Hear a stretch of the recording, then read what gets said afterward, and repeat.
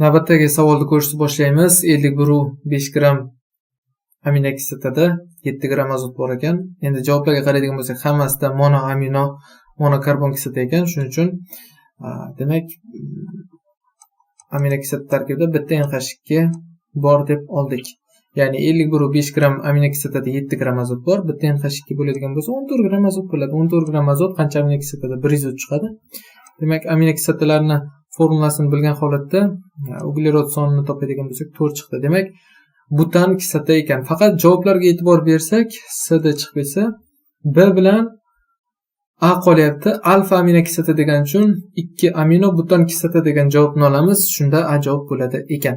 Keyingisi sisteil, seril va sistein tripeptidi molekulalasi orasida bog' hosil qilishda ishtirok etgan sp3 gibridlangan orbitallar sonini toping. Mana moddani o'zini yozib oldik va uglerodlarni o'zi nechtasi sp3 gibridlangan orbital saqlashini topdik. Demak, 6 ta uglerod atomida 6 kara 4.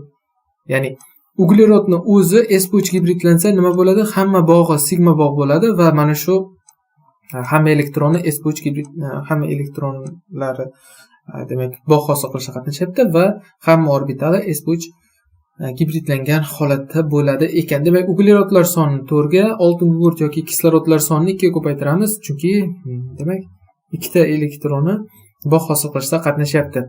Mana oltin gugurtlar 4 ta ekan, kislorodlar bilan umumiy gibridlangan sp3 gibridlanganlari, shuning uchun 4 ga 2 qildik. Demak, bu oltin gugurt plus kislorod bo'ldi. Azotni o'zi 3 ta bog' hosil qiladi. Bir juft elektrondan tashqari 3 ta sigma bog' hosil qilsa, demak bu ham sp3 gibridlangan bo'ladi. Demak, azot sonini bog' hosil qilishga ketgan elektronlar soni, ya'ni 3 ga ko'paytirib qo'yamiz. Demak, 3 ta azot 3 kara 3 9, jami 41 ta bog' hosil qilishga qatnashgan sp3 gibridlangan orbitallar bor ekan. Tez aytdim, tushungan bo'lsalaringiz kerak, tushunmagan bo'lsalaringiz iloji yo'q sanab chiqasizlar. Misol uchun mana oltin gugurtniki mana bu yerda bitta, 2 ta, uglerodniki 3 ta, 4 ta, 5 ta, 6 ta, 7, 8, 9, 10, 11, 12, 13. Mana bu yerda tepaga ham bitta bog' bor edi, 14. Mana bu hisoblanmaydi. 13, 14, 15, 16, 17, 18, mana bu yerga bitta ketgan 19, 20, 21, 22, 23, 24, 25, 26, 27, 28, 29, 30, 31, 32, 33, 34, 35, 36, 37, mana bu yerda 38, mana bu yerda 39 va 40. Bitta qayerdadir qolib ketdi. 40. Qayerdadir bitta qolib ketdi.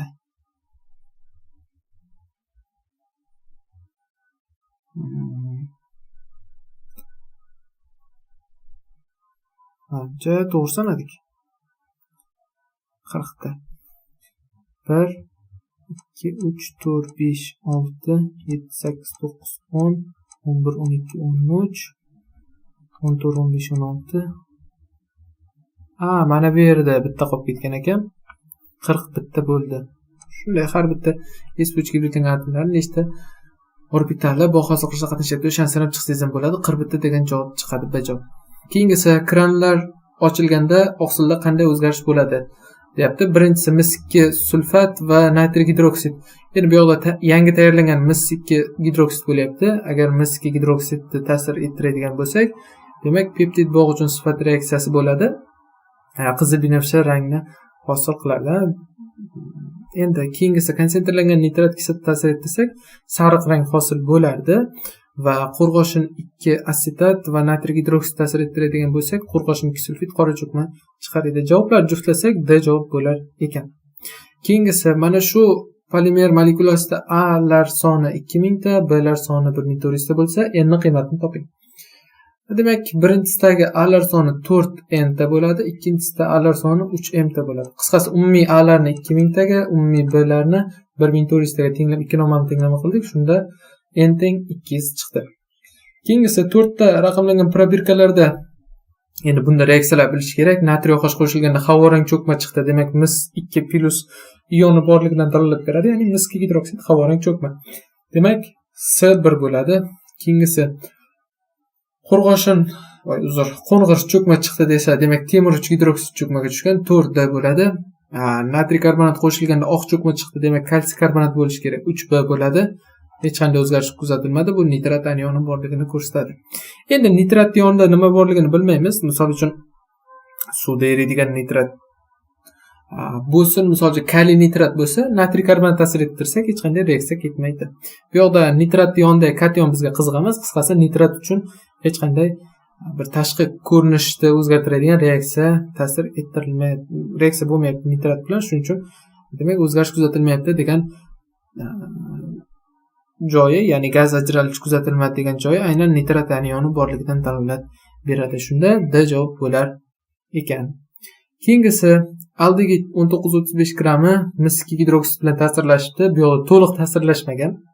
Hosil bo'lgan cho'kma ajratib olindi. Endi mis 2 gidroksid aldegid bilan kirishsa, mis 1 oksid qizil cho'kma hosil bo'ladi va qanchadir mis 2 gidroksid ortib qolgan. Va qizdirilganda mis 1 gidroksid chiqardi bu yoqdan. Mis 1 gidroksid va mis 2 gidroksid. Mana shu ikkalasi qizdirilsa, mis 1 gidroksiddan mis 1 oksid hosil bo'ladi. Mis 2 gidroksid reaksiyaga kirishmaganda mis 2 oksid hosil bo'ladi. Qisqasi mis 2 gidroksidni reaksiyaga kirishmagan Y deb olsak, undan chiqadigan mis 2 oksid Y bo'ladi. Mis 2 gidroksidni reaksiyaga kirishgan 2X desak, undan chiqadigan mis 1 oksid X mol bo'ladi. Va bizda mis 2 gidroksidni molini topsak, dastlabki mis 2 gidroksid 0,6 mol bo'ladi ekan. Bu ikki nomani tenglama qildik. Umumiy mis 2 gidroksidlarni 0,6 molga tengladik.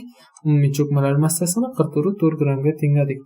Tushunarli, cho'kmalar demak mis 2 oksid, ya'ni oxirida qizdirilishdan hosil bo'lgan moddalar mis 2 oksid va mis 1 oksid. Umumiy massasi 44, dastlabki mis 2 gidroksidlar 0,6 mol. Tenglamani ishlasak x 0,025 chiqdi. Biz mis 2 gidroksidni sarflanganini 2x deb olganimiz uchun x ni, ya'ni 0,225 ni 2 ga ko'paytirdik. Demak, yo'q, bizga u shart emas ekan, aldegid so'rayapti. Aldegid x mol bo'ladi. Bo'ldi, x topdik. Massasi bor aldegidda, massasini moliga bo'ldik. 86 chiqdi. Demak, bu pentanal ekan noma'lum aldegidimiz. C9H9 SHO formulaga to'g'ri keladi javob.